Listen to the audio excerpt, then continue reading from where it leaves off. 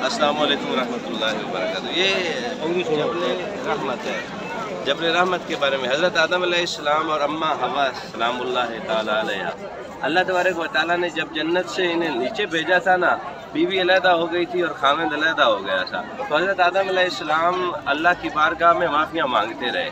तो जब नबी करीम रऊफ़ रहीम सल्लल्लाहु अलैहि वसल्लम के तवस्सुल से माफ़ी कबूल हुई ना, सदका मोहम्मद मुस्तफ़ा सल्लल्लाहु अलैहि वसल्लम का जब माफ़ी कबूल हुई, वो लंबी बात है, हमारे पास टाइम थोड़ा है।